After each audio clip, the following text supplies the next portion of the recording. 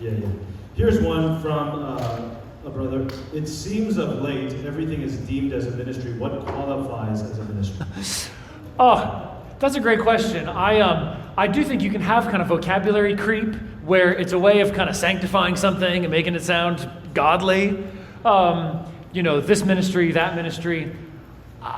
On the one hand, in light of the first message, that biblical theology of ministry, there is a sense in which all of our lives should be ministry, should be service, should be devoted to the Lord, should be consecrated to Him. So I don't want to be too much of a language cop.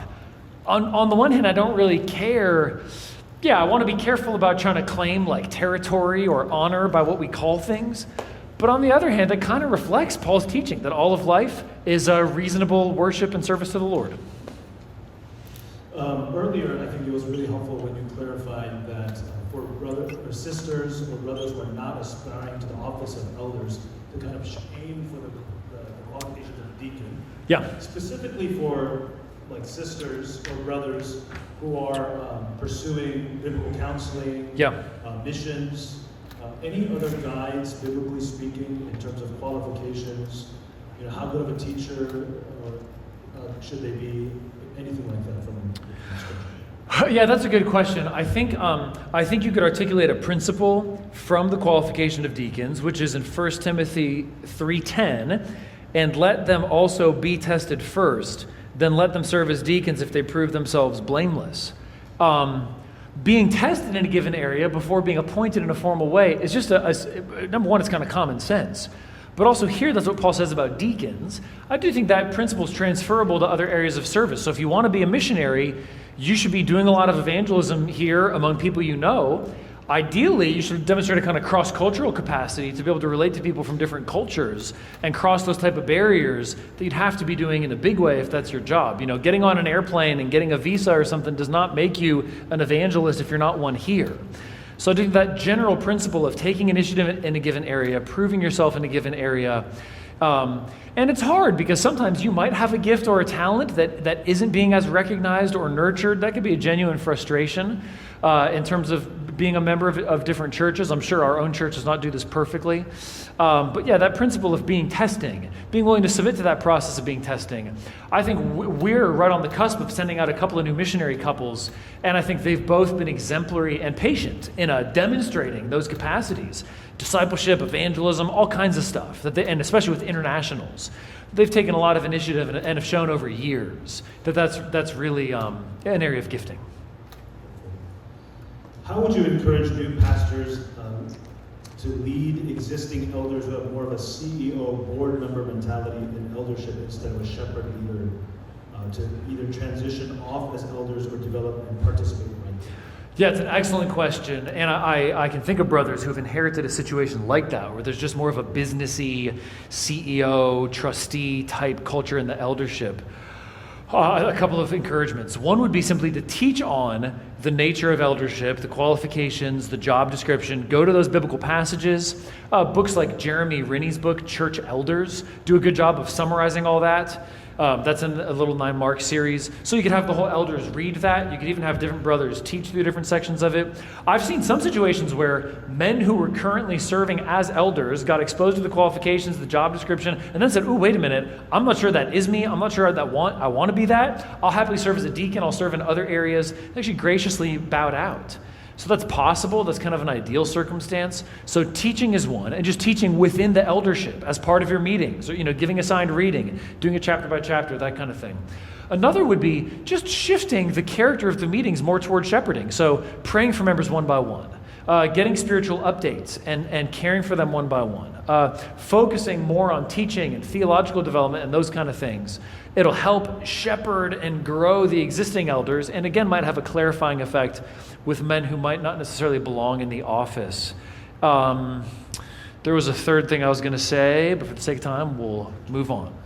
Lead by example and do what you can to enfold other elders into that kind of work. So if you're doing a pastoral visit, see if there's a way that another elder can come with you. If you're point person in a difficult pastoral case, see if an elder can sit in. And again, that's both for equipping and for, in some of those cases, maybe clarifying.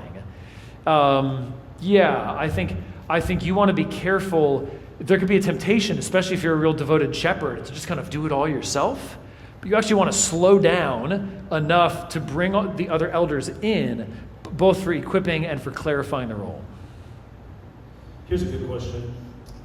How important is agreeing on a church's structure or polity to be able to learn how to pastor from other pastors? Obviously, in an ideal situation, everyone who aspires to ministry would be in a healthy church, but oftentimes that's not the case. So should they leave? What should they do?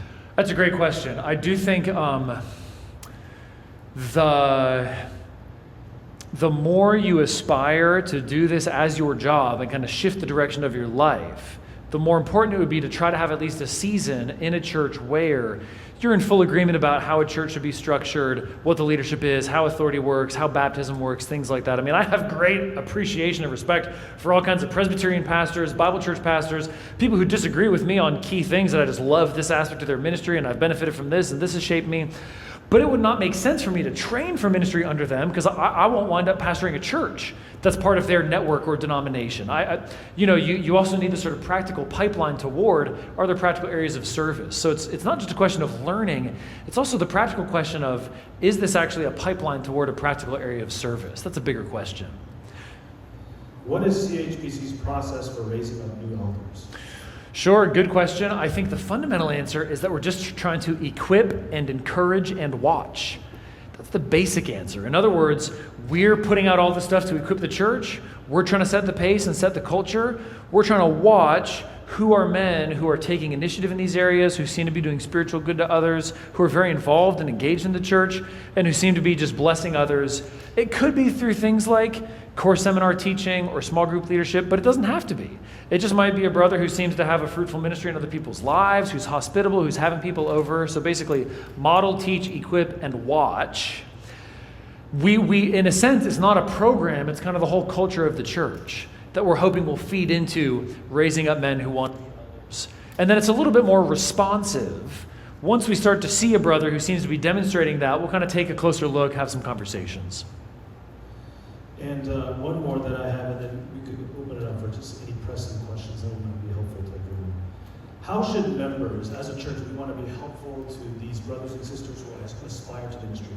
How should members approach a brother or sister aspiring to ministry if that person has evident blind spots? Any wisdom, anyways?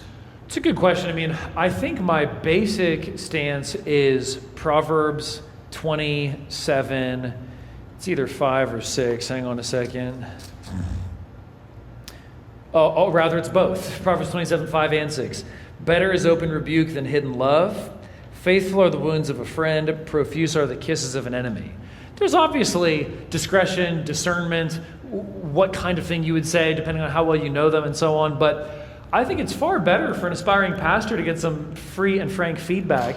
It could be from teaching, or it could be a kind of conversation where you hurt somebody's feelings and might not have known it. Far better for that brother to hear it early.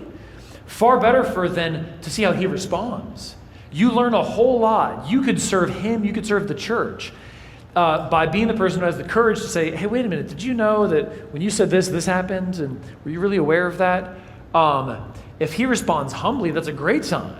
It shows some evident godliness there, and honestly, that rebuke will probably stick with him and help him. He'll probably remember it, and it'll be kind of it'll shift him, just right then and there.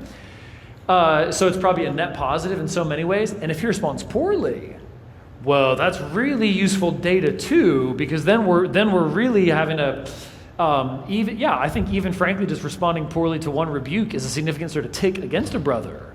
That's kind of like, hey, slow down. You need to be able to handle that kind of criticism and receive it from somebody in love. So my general stance would be more toward, if you see something, say something.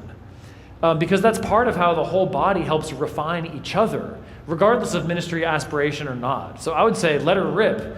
And if he wants to be able to be a pastor, he should be able to handle it. Any pressing question from you guys that would be beneficial to everyone as we wrap up?